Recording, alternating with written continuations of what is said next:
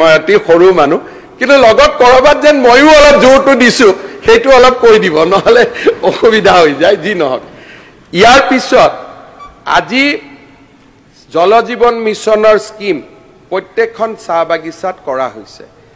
এইবাৰ এটা খুব ডাঙৰ আমি কেন্দ্ৰীয় চৰকাৰৰ পৰা সহায় পালো বাগিচাৰ স্কুল আৰু বাগিচাৰ হস্পিটালখিনিক ঠিক কৰিবৰ কাৰণে মোদী ডাঙৰীয়াই 1000 কোটি টকা অসম আৰু পশ্চিম বংগৰ কাৰণে দিছে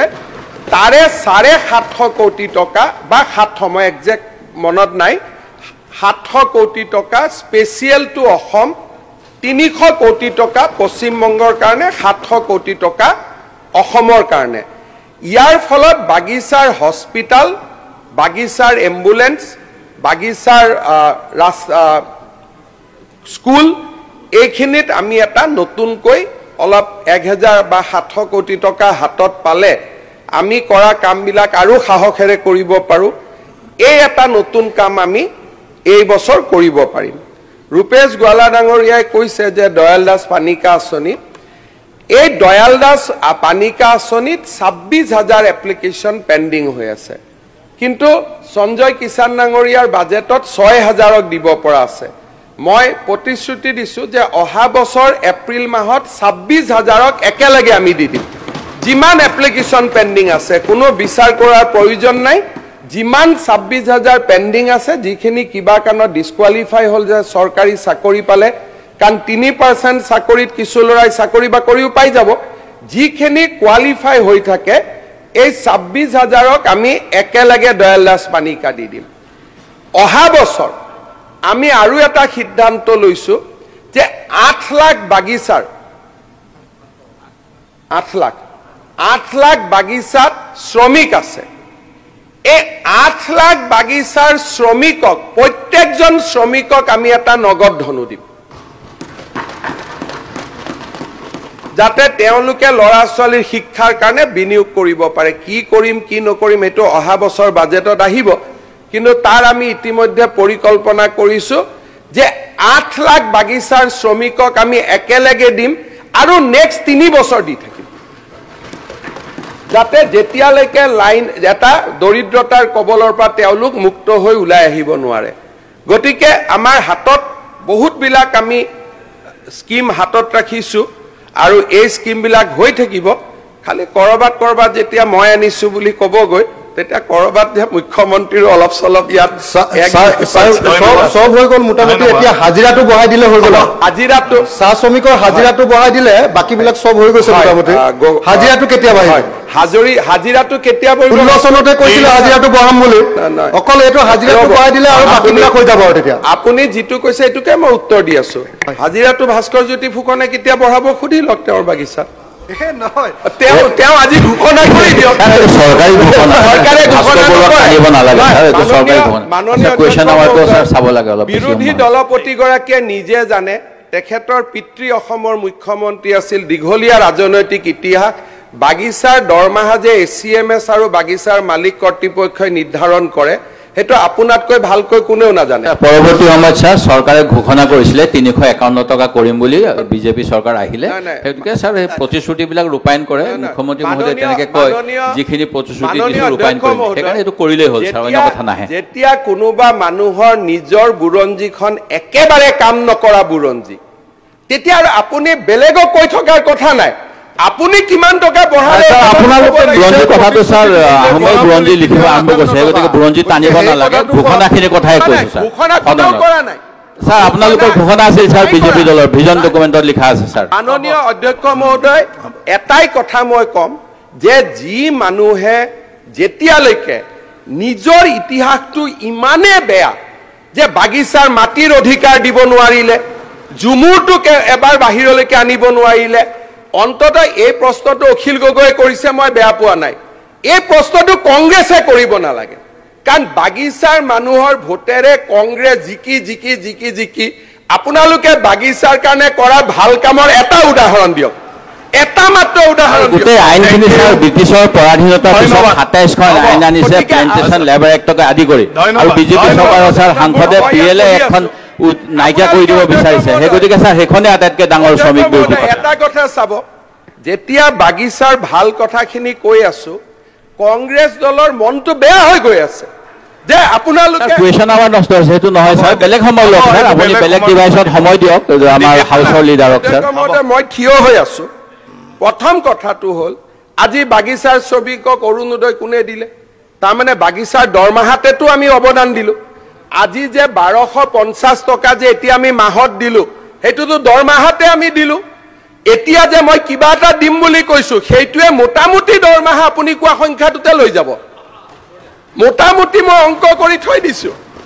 আপুনি কোৱা এটা মোটামুটি এটা হিচাপত লৈ যাব আমি যি ইয়াত আলোচনা কৰি আছো মই শব্দটো মোটামুটি কৈছো গতিকে এইটো মই মুখৰ পৰা নোহোৱা কৰি দিম কিন্তু অখিল গগৈয়ে প্ৰশ্নটো কৰাত মই বেয়া পোৱা নাই কিন্তু কংগ্ৰেছৰ গোটেই ইতিহাসটো চাহ বাগিচাৰ মানুহক এটা সময়টো কোৱাই আছিল যে আলি কুলিৰ ভূতেৰে কংগ্ৰেছে জিকে যদিও আলিও কোৱাটো সন্মানৰ কথা কুলি বুলি ক'ব নাপায় তথাপিতো তেনেকৈ চলি আছিল গতিকে মই ভাবো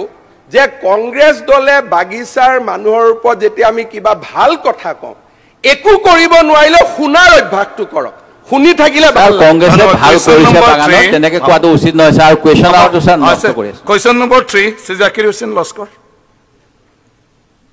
এবসেন্ট তো কুৱেশ্যন নম্বৰ 4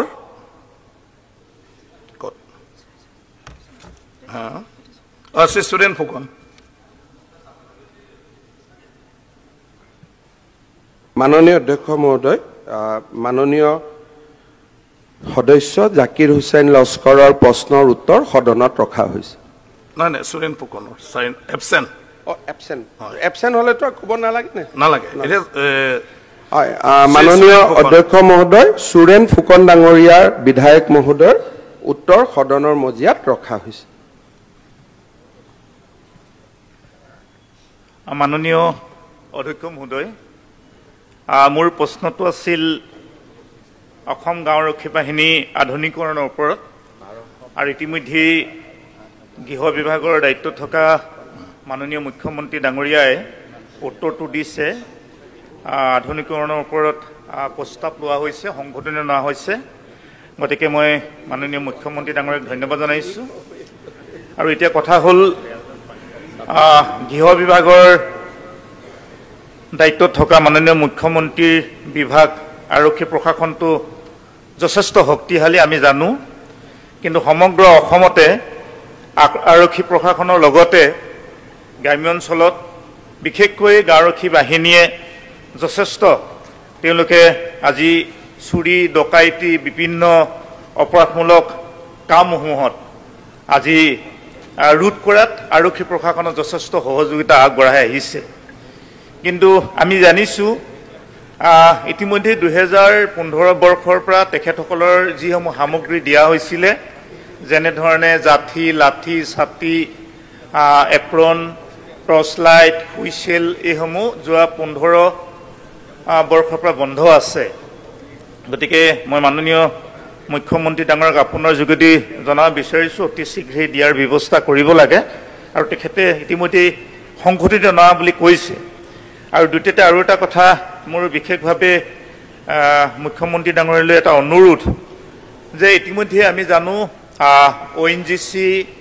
IOCL অইল আৰু অসম গেছ কোম্পানীৰ এই তেল ক্ষেত্ৰসমূহত প্ৰায় 1631 জন গাঁওৰক্ষী বাহিনীয়ে তেওঁলোকে তাত কৰ্তব্য পালন কৰি আহিছে দিনে নিশাই কিন্তু তেওঁলোকে খুব কম পৰিমাণৰ এটা তেওঁলোকক পাৰিতোষিক দিয়া হৈছে পাৰ ডে 100 টকাকৈ গতিকে তেখেতসকলক অতি কমেও 500 টকাকৈ দিয়াৰ ব্যৱস্থা কৰিব লাগে আৰু এই প্ৰস্তাৱটি মই ভাবোঁ মাননীয় মুখ্যমন্ত্ৰীৰ দ্বাৰা যদি চাৰিটা তেওঁলোকৰ বিভাগীয় কৰ্তৃপক্ষলৈ প্ৰেৰণ কৰে তেতিয়াহ'লে ভাল হয় বুলি ভাবোঁ মোৰ প্ৰশ্নটো এইটোৱে থেংক ইউ মাননীয় অধ্যক্ষ মহোদয় আমাৰ অসমত গাঁওৰক্ষী বাহিনীৰ সদস্য 6,40,375 গৰাকী আছে আৰু ইয়াৰ 5,62,725 গৰাকী পঞ্জীয়নকৃত 77,650 গৰাকী অপঞ্জীয়নকৃত প্ৰথম এটা কথা আমি বুজিব লাগিব বা আমি এটা গোটেই গাঁওৰক্ষী বাহিনীৰ স্কিমটো বুজিব লাগিব যে ইট ইজ এ ভলেণ্টিয়াৰী ৱৰ্ক যেতিয়া ইয়াক চাকৰি বা বেতনলৈকে আমি ট্ৰান্সফাৰ কৰোঁ তেতিয়া তাত ভলেণ্টিয়াৰী শব্দটো নোহোৱা হৈ যায় গতিকে প্ৰথম আমি সকলোৱে বুজিব লাগিব যে ই এটা ভলেণ্টিয়াৰী অৰ্গেনাইজেশ্যন নিজৰ গাঁওখনক যাতে গাঁৱৰ ল'ৰা ছোৱালীয়ে সুৰক্ষিত কৰে যুৱক চামে ই এটা এনাবলিং স্কিম হয় ইয়াক এটা চৰকাৰৰ যাতে এটা স্বীকৃতিপ্ৰাপ্ত স্বেচ্ছাসেৱী অনুষ্ঠান ইয়াৰ প্ৰথম কথাটো হ'ল এইটো ফেব্ৰুৱাৰী 2018 লৈকে গাঁওৰক্ষী বাহিনীক আমি 1500 টকাকৈ বেতন দিছিলোঁ বা এটা পাৰিতোষিক দিছিলোঁ এটা গাঁওৰক্ষী বাহিনীত 25 জন সদস্য থাকে 2018ত 1500 টকাটোক আমি 2500 কৰিলোঁ 2500 কৰাৰ ফলত আমি এতিয়া তেওঁলোকে প্ৰায় 100 টকাকৈ এটা পাৰিতোষিক লাভ কৰে কিন্তু এইটো অকল চাহ একাপ খাব বা একেলগে বহি গপসপ কৰিব এইটোৰ কাৰণে ইয়াৰ লগত দৰমহাৰ কোনো সম্পৰ্ক নাই মই এইটো কথা স্বীকাৰ কৰোঁ যে যোৱা কেইটামান বছৰ গাঁওৰক্ষী বাহিনীক আমি যিখিনি যাৱতীয় বস্তু দিওঁ কম্বল টৰ্চ লাইট এইখিনি দিয়াত কিছু আমাৰ জটি পৰিছিলে আজি যি বিত্তমন্ত্ৰী ডাঙৰীয়ানীয়ে সাপ্লিমেণ্টাৰী ডিমাণ্ড দিব তাতে এই বস্তুখিনি কিনিবৰ বাবে আমি আজি কিছু টকা ধাৰ্য কৰিছোঁ আৰু মই ভাবো যে এই বছৰত আমি তেওঁলোকক যথেষ্টখিনি সুবিধা আমি দিব পাৰিম আৰু ভৱিষ্যতে গাঁওৰক্ষী বাহিনীক আৰু কি আমি উন্নত কৰিব পাৰোঁ সহায় কৰিব পাৰোঁ তাৰ বাবে আমি চেষ্টা চলাম ONGC আৰু অইলৰ ক্ষেত্ৰত আপোনালোকে যিটো মাননীয় সদস্য সুৰেন ফুকন ডাঙৰীয়াই যিটো প্ৰস্তাৱ দিছে সেইটো আমি অইল কৰ্তৃপক্ষলৈকে প্ৰেৰণ কৰিম যাতে তেওঁলোকে কিবা যদি অতিৰিক্তকৈ দিয়ে তাত আমি বেয়া পাবলগীয়া একো নাই আমি আৰু এটা ইয়াত নতুন এংগল এটা আনিব খুজিছোঁ আপোনালোকে জানে যে অসমৰ মাথাউৰিবিলাকত চৰকাৰী বিষয়া থাকিব লাগে কিন্তু এজন বিষয়াই 10টা মথাউৰি চাব লাগে গতিকে নামত হলেও নামত আছে কিন্তু কামত বিষয়াসকল যাব নোৱাৰে এইবাৰ আমি গাঁওৰক্ষী বাহিনীয়ে হওক বা ওয়াটাৰ ৰিসোৰ্স ডিপাৰ্টমেণ্টে গাঁওৰক্ষী বাহিনীৰ সদস্যসকলকে নতুন নামাকৰণ কৰি হওক তেওঁলোকক আমি এটা অতিৰিক্ত দায়িত্ব দিব খুজিছোঁ যে গাঁৱৰ মথাউৰিখিনি চোৱা চিতা কৰে যে তেওঁলোকে মথাউৰিটো বানপানী 3 মাহ আগতে চাব জংগল ক্লিয়াৰেন্স কৰিব কবা টুটা ফুটা আছে তো চৰকাৰক খবৰ দিব বয়লিং হৈছে চৰকাৰক খবৰ দিব এইটোৰ ফলত মথাউৰিখিনি শক্তিশালীকৰণৰ ক্ষেত্ৰত আমি ভিডিপি লৰাখিনিকে আন এটা নাম দি আমি এটা নতুন সংস্থা কৰিম আৰু বছৰি তেওঁলোকক আমি 50,000 হওক 75,000 হওক এটা আমি টকাও দিম যাতে জংগলখিনি তেওঁলোকে ক্লিয়াৰেন্স কৰিব পাৰে আৰু ঠিকাদাৰৰ নামত এই পইচাটো যোৱাৰ পৰিৱৰ্তে গাঁৱৰ লৰাখিনিয়ে যাতে সেই টকাটো পাব পাৰে কাৰণ আপোনালোকে জানে যে মথাউৰি মেইনটেনেন্সৰ নামত প্ৰত্যেক বছৰ এটা পইচা যায় জংগল ক্লিয়াৰেন্স কৰিব লাগে কিবা কৰিব লাগে কোনোবা ঠিকাদাৰে কৰে কোনোবা ঠিকাদাৰে নকৰে এতিয়া এটা মথাউৰি যেনেকৈ কালি আমি হাতীমুৰা মথাউৰি গলো হাতীমুৰা মথাউৰিটোত হাতীমুৰা ভিডিপিয়ে কাম কৰিব জংগল ক্লিয়াৰেন্সো তেওঁলোকে কৰিব কিবা ৰিপৰ্ট কৰিব লাগে ডিপাৰ্টমেণ্টত কৰিব আৰু হাতীমুৰা মথাউৰিৰ মেইনটেনেন্সৰ কামত চৰকাৰে 2-3 লাখ 75,000 বছৰি যিটো খৰচ কৰে সেইটো আমি সেই ভিডিপিটোকে দি দিম বা সেই সংগঠনটোকে দি দিম তেতিয়া মথাউৰি ৰক্ষাটো আইন শৃংখলাৰো এটা কাম তেওঁলোকে কৰিব পাৰিব এই ধৰণে ভিডিপি বা গাঁওৰক্ষী বাহিনীক ওয়াটাৰ ৰিসোৰ্স এতিয়ালৈকে পুলিচৰ কাম কৰি আছিল পুলিচৰ লগতে ওয়াটাৰ ৰিসোৰ্স ডিপাৰ্টমেণ্টৰ লগত জড়িত কৰাৰো আমি এটা আঁচনি লৈছো তেনেকে মই সকলো মন্ত্ৰীকে কৈছো যে যি মাইনৰ ওয়াৰ্কছৰ কাম ইমান দিনে আমি ঠিকাদাৰ কন্ট্ৰেক্টৰক দি আছিলো সেই কামবিলাক ভিডিপিয়ে চালে বেছি শক্তিশালী হ'ব লাহে লাহে ডিপাৰ্টমেণ্টে ভিডিপি বিলাকক এই কামত সংযোজিত কৰক তেতিয়া আমাৰ যেটো ভিডিপিৰ যেটো আন্দোলন হেতু আৰু শক্তিশালী হ'ব থানা কমিটিৰ যিখিনি আমি এবাৰ নতুন থানা কমিটি পাতিছো 3 তাৰিখে মই গুৱাহাটীত তেওঁলোকৰ মিটিংও পাতিছো থানা কমিটিৰ ওসি আৰু চেয়াৰমেনক এবাৰ আমি ভিডিপি খিনিও চাবৰ কাৰণে দায়িত্ব দিছো যাতে আপোনালোকে ভিডিপিৰ সুখ দুখ খিনিও চাব পাৰে আৰু ভিডিপি সকলক তেওঁলোকৰ বেমাৰ আজাৰ হলে কিবা সহায় কৰাৰো আমি নতুন কিবা কিবি কথা চিন্তা কৰি আছো মই ভাবো যে অহা বছৰৰ বাজেটত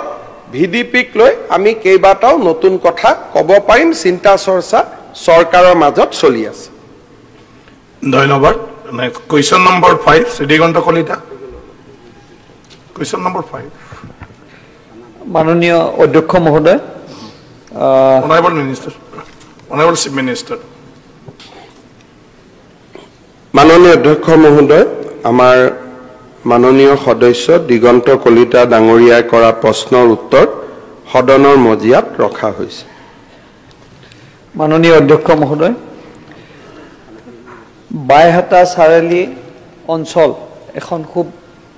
ডাঙৰ অঞ্চল মুখ্যমন্ত্ৰী মহোদয় বহু দিনৰ পৰা সেই অঞ্চলটোত জড়িত আছে আমাৰ কমলপুৰ সমষ্টিত 3খন থানা এতিয়া নতুন ডিলিমিটেশন মতে হৈছে মই অকমান কৈ দিছো মুখ্যমন্ত্ৰী মহোদয় কথাখিনি গানে গুটে কথাখিনি বাইহাটা চাৰিআলিৰ ৰাজচক্ৰৰ অধীনত 79খন গাঁও আছে কমলপুৰ আৰক্ষী থানাৰ অধীনত 53খন আছে আৰু সাংসাৰী ৰাজগাঁৱৰ থানাৰ অধীনত 30খন গাঁও আছে এতিয়া আমাৰ প্ৰশ্নটো হল যেহেতু আমাৰ নতুনকে ডিলিমিটেশন হৈছে আৰু আমাৰ হে বিশেষকে বাইহাটা চাৰিআলি অঞ্চলত পাটিদৰং কৰৰা আৰু বৰবংশ মৌজা আমাৰ আছে যেহেতু 79খন গাঁও তাত জড়িত হৈ আছে আৰু বাইহাটা চাৰিআলি এতিয়া সাময়িকভাৱে সাব ইন্সপেক্টৰে তাতে ওসিৰ ভূমিকা পালন কৰি আছে আমাৰ কথাটো এনেকুৱা যে ড্ৰাগছৰ বিৰুদ্ধে মুখ্যমন্ত্ৰী ডাঙৰীয়া বা আমাৰ চৰকাৰখনে যথেষ্ট শক্তিশালী পদক্ষেপ লৈছে তাত কোনো দিমত নাই আমি গৌৰৱৰে ক'ব পাৰো আৰু সদায় এটো পদক্ষেপ লৈ আছে তৎসত্ত্বেও বিশেষকে আমাৰ এই পাটিদৰং অঞ্চলত বহু কমিটিয়ে উন্নয়ন কমিটিয়ে মহিলা কমিটিয়ে আমাক কৈ থাকে যে ড্ৰাগছৰ এটা ডাঙৰ ব্যৱসায় তাত ভিতৰি চলি আছে অৱশ্যে পুলিচে তাত ব্যৱস্থা কৰিছে যেহেতু গাঁও বেছি হৈছে আমাৰ মুখ্যমন্ত্ৰী ডাঙৰীয়ালৈ অনুৰোধ থাকিল থানা এখন দিব পাৰিলে অতিকৈ আনন্দিত হ'ম যেহেতু এটা প্ৰস্তাৱ নাই বুলি কৈছে মই প্ৰথম বিধানসভাত আহোঁতে এখন আৰু মানে আউটপোষ্টৰ কথা কৈছিলো মুখ্যমন্ত্ৰী ডাঙৰীয়াই নিশ্চয় ইয়াৰ বিচাৰ কৰিব কাৰণ এই সমষ্টিটো তেখেতৰ লগত বহু দিনৰ জড়িত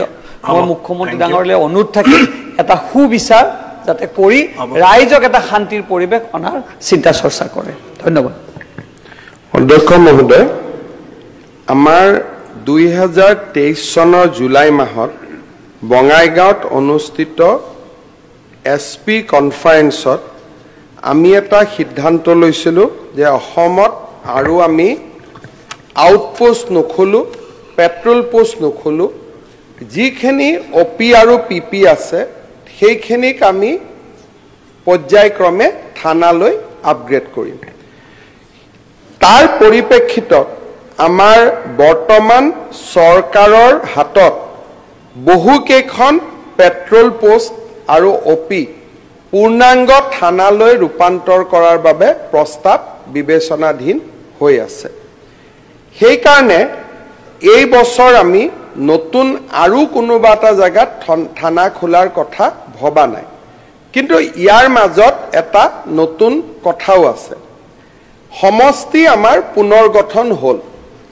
আমাৰ চৰকাৰে এটা সিদ্ধান্ত লৈছে যে কোনো চৰকাৰী অনুষ্ঠান বা কোনো প্ৰশাসনিক ইউনিট দুটা সমষ্টিত থাকিব নালাগে অৰ্থাৎ যদি এখন পুলিশ ষ্টেচন জালুকবাৰী সমষ্টিত আছে তাৰ কোনো অংশ কমলপুৰত থাকিব নালাগে যদি কোনোবা একটা থানা যোৰহাটত আছে তাৰ কোনো অংশ মৰিয়নিত থাকিব নালাগে তাৰমানে co-terminus with that constituency. এতিয়া আমাৰ অসমত সমষ্টি নিৰ্ধাৰণৰ পিছত আমি ব্লকসমূহ পুনৰ নিৰ্ধাৰণৰ কাম হাতত লৈছো আৰু ডিসেম্বৰ মাহলৈকে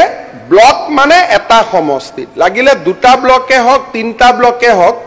কিন্তু সি সমষ্টিৰ বাহিৰত না যায় যি হ'ব সমষ্টিটোৰ ভিতৰতে থাকিব যাতে এজন এমএলএ এজন বিডিও এজন বিডিও যাতে দুজন বিধায়কৰ ওচৰত যাব না লাগে এজন বিডিও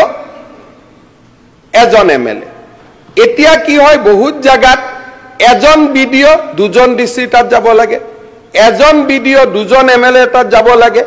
এজন বিডিও কেতিয়াবা দুজন সংসদৰ তাতো যাব লাগে সেই কাৰণে এতিয়া আমি সিদ্ধান্ত লৈছো যে এজন বিডিও এটা সমষ্টি লাগিলে বিডিও দুটা হওক তিনিটা হওক ডাঙৰ ব্লক হলে কিন্তু সমষ্টিৰ জিওগ্ৰাফিক বাউণ্ডাৰীৰ বাহিৰত তেওঁলোক নাযাব ইয়াৰ পিছতে আমি ডিসেম্বৰৰ ভিতৰতে ৰেভিনিউ সাৰ্কেল বিলাকো এনে ধৰণে কৰিম যে এটা ৰেভিনিউ সাৰ্কেল হওক দুটা ৰেভিনিউ সাৰ্কেল হওক সমষ্টিৰ বাহিৰত যাতে না যায়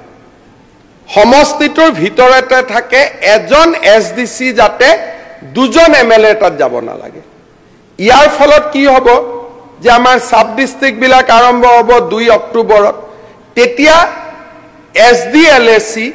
সেই সমষ্টিৰ এসডিএলএসি তাতে অনুষ্ঠিত হ'ব তেও আৰু বাহিৰত যাব না লাগে ঠিক সেই ধৰণে নেক্সট আমাৰ কথাটো হল যে এখন থানা এজন এমএলএ দুখন থানা এজন এমএলএ তিনিখন থানা এজন এমএলএ কিন্তু এজন এমএলএ এটা ওসি তেও দুজন এমএলএ তাত যাব না লাগে সেই কাৰণে অহা বছৰ মাৰ্চৰ আগতে থানা সমূহৰ জুৰিডিকশন বিলাকো পৰিৱৰ্তন হৈ যাব বহুত বিলাক চেঞ্জ হৈ যাব তেতিয়া মই ভাবো যে পাতি দৰঙত আজি যেটো সমস্যা আছে সেই সমস্যাটো বহুতখিনি বেলেগ ধৰণে হ'ব বিধায়কজনে সুবিধা পাব যে মোৰ সমষ্টিত 4খন থানা আহিলে কিন্তু কমলপুৰ থানাখন এতিয়া ৰঙিয়া সমষ্টিৰ বেছি এৰিয়া পৰে গতিকে কমলপুৰ থানাখনৰ জুৰিডিকশনটো মই এনেকে বনাম তেতিয়া বাইহাটা চাৰিলি থানাখনৰ জুৰিডিকশনটো মই এনেকে বনাব পাৰিম তেতিয়া সাংসাৰী থানাৰ জুৰিডিকশনটো মই এনেকে বনাব পাৰিম তেতিয়া আপুনি দেখিব হয়তো পাতি দৰং আৰু নতুন থানাৰ মাজত কোনো ডিসটেন্সে নাথাকিব সেই কাৰণে মই ভাবো যে অহা এপ্ৰিলৰ আগতে সমষ্টি পুনৰ গঠনৰ লগত ৰজিতা খুৱাই আমাৰ এডুকেশন অফিস পৰিৱৰ্তন হ'ব হেলথ ডিপাৰ্টমেন্টৰ অফিস পৰিৱৰ্তন হ'ব ৰেভিনিউ পৰিৱৰ্তন হ'ব বিডিও পৰিৱৰ্তন হ'ব পুলিশ ষ্টেচন পৰিৱৰ্তন হ'ব আৰু প্ৰথম কামটো আমি ব্লক পুনৰ গঠনত আৰম্ভ কৰিছো মই সন্মানীয় বিধায়কসকলকো অনুৰোধ কৰিম যে আমাৰ ব্লক পুনৰ গঠনটো যদি ধুনিয়াকৈ সমষ্টিৰ ভিতৰতে আমি কৰি লব পাৰো সেইটোকে আদৰ্শ হিচাপে লৈ ৰেভিনিউ সাৰ্কেল পুলিশ ষ্টেচন এই গুটেইবিলাক আমি কৰি গৈ থাকিব পাৰিম গতিকে এই প্ৰশ্নটো মই আজি উত্তৰ নিদি থানাৰ নতুন ভৌগোলিক সীমা নিৰ্ধাৰণলৈকে ইয়াক মই পিছুৱাই ৰাখিবৰ বাবে সন্মানীয় বিধায়ক গৰাকীক অনুৰোধ কৰিম Question number 6, Sri Pradeep Hazarika. Honorable Speaker, sir, the answer is late in the House. অধ্যক্ষ মহোদয় মই প্ৰশ্নটো উত্তৰটো মই পাইছো মই চৰকাৰক ধন্যবাদ জনাইছো অধ্যক্ষ মহোদয় অসমীয়া সৈন্যক ভাৰতবৰ্ষৰ বৰ শক্তিশালী শাসনকৰ্তায়ো এদিন স্বীকৃতি দিছিল যে অসমীয়া সৈন্য সবতে এক্সপাৰ্ট এতিয়া এই সৈন্যৰ সেনাপতিজনকো স্বীকৃতি কিন্তু আমাৰ চৰকাৰে দিয়া নাছিল এইবাৰ অন্তত লাচিত বৰফুকনৰ মূৰ্তি প্ৰতিষ্ঠা কৰি চৰকাৰে মানে এটা বহুত ডাঙৰ স্বীকৃতি অসমীয়া সমাজক দিছে দ্বিতীয়তে ধন্যবাদ দিছো যে আমাৰ চৰাইদেউ যেটো ওয়াৰ্ল্ড হেৰিটেজ সাইট হিচাপে এবাৰ ঘোষণা হ'ল এতিয়া কথা হ'ল যে এই ৰূপহী প্ৰচাৰখন স্বৰ্গদেউৰ ক্ৰিয়াৰ মানে সেইটো যেটো সাংঘাতিক এটা পৰিৱেশ দিছিল সেই পৰিৱেশটো অনাৰ ক্ষেত্ৰত বহুত লাগি থকা পিছত এই চৰকাৰখনে এই ৰুদ্ৰসিংহ ক্ৰিয়া প্ৰকল্প ৰূপহী পথাৰত নিৰ্মাণ কৰিছে এতিয়া এইটো কৰাৰ কাৰণে আমি ধন্যবাদ জনাইছোঁ সেইটো সময়ত থলুৱা ক্ৰীড়াক স্বৰ্গদেউসকলে ইয়াত অনুষ্ঠিত কৰি পেলাই তাতে ৰাষ্ট্ৰীয় আৰু আন্তঃৰাষ্ট্ৰীয় প্লেয়াৰসকলকো ইয়ালৈ আনিছিল এতিয়া সেইকাৰণে সদায়তো পইচা খৰচ কৰিব নোৱাৰে যিহেতু ইয়াত অলপ পইচা খৰচ কৰি এবাৰ এই প্ৰকল্পটো নিৰ্মাণ কৰা হৈছে